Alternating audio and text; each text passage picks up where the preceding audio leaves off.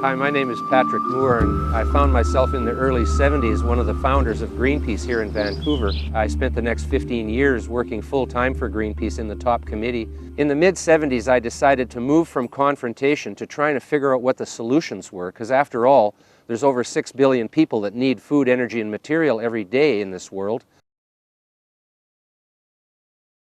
One of the main materials we use in our daily lives and in our civilization is plastic.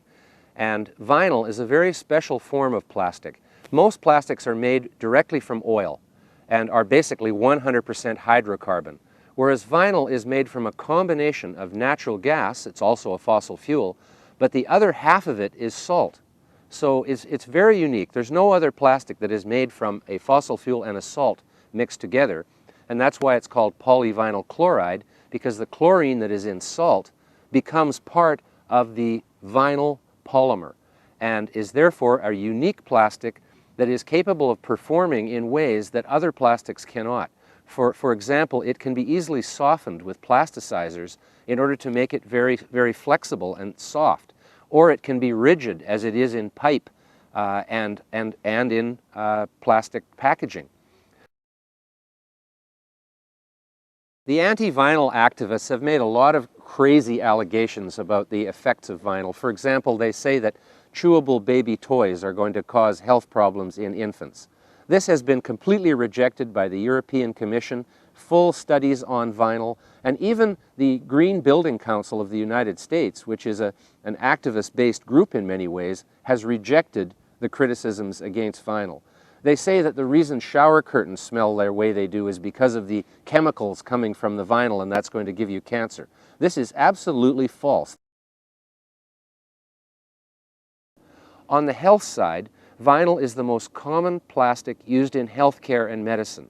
That's what blood bags are made from, the gloves that doctors and nurses wear, the hats that they put on, the wall covering in the hospital rooms, the floor covering. They're made with vinyl because vinyl is easy to clean and maintain in an antiseptic way, and also it's a very good barrier to germs, and because it's flexible, it can be used for vinyl tubing and blood bags and the like. Very important in medicine. On the environmental side, vinyl uses less energy than the other types of plastic in its manufacturing. And it certainly uses less fossil fuels because it's only half fossil fuel, unlike the other plastics which are basically 100% fossil fuel.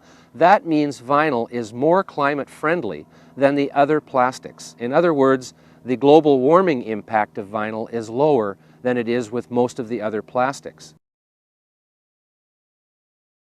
The activists claim that vinyl can't be recycled when it is just as recyclable as any of the other plastics. And as a matter of fact, nearly 100% of the scraps that are produced in the manufacture of vinyl are remixed back in and used.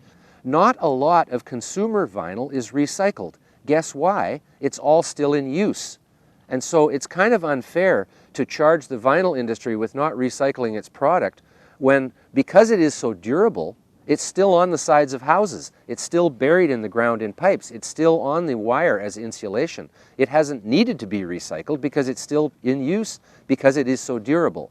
That is why there isn't a huge recycling of vinyl like there is with paper, for example, where obviously most paper is ready to be recycled within a very short time after it's been manufactured.